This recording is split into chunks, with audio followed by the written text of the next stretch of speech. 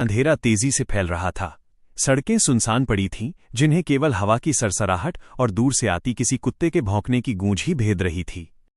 Doctor Shyam बस अपना clinic बंद करने ही वाले थे कि तभी 2 मोटरसाइकिलें तेजी से उनके सामने आकर रुकीं। उन पर सवार 4 आदमी उतरे।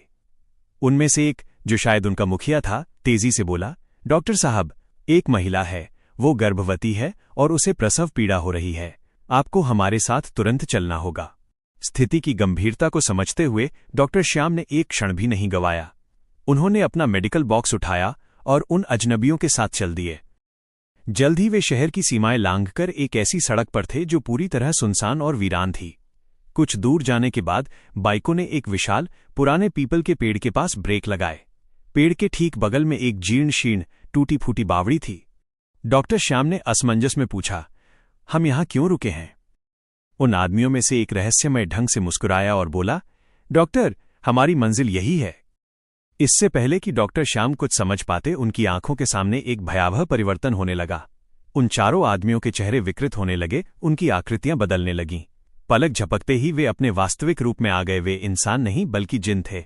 एक जिन, जो अब पहले से कहीं ज्यादा विशाल और डरावना लग रहा था, अपनी गूंजती हुई आवाज में बोला, अब तुम्हें हमारे साथ नीचे चलना होगा डॉक्टर।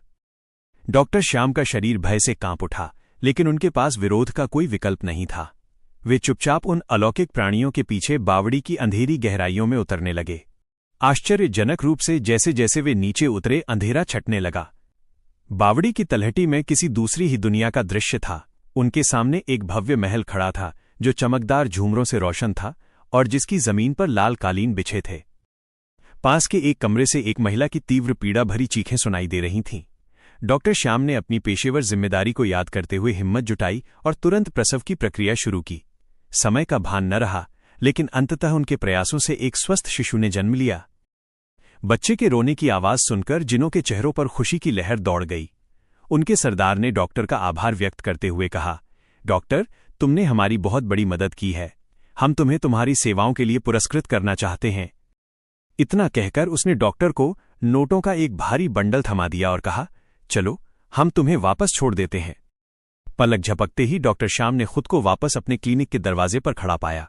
जब उन्होंने पीछे पलट कर देखा तो न तो वे मोटरसाइकिलें थीं, न ही वे 4 जिन। सब कुछ गायब हो चुका था, जैसे कभी कुछ हुआ ही न हो।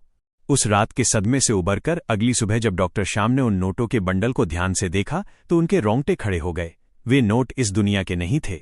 उन पर किसी अज्ञात राजा की तस्वीर छपी थी और उनकी लिखावट पूरी तरह से अपरिचित थी। यह स्पष्ट था कि उनके रात के मरीज किसी और ही लोक से आए थे। क्या आप इस रूपांतरित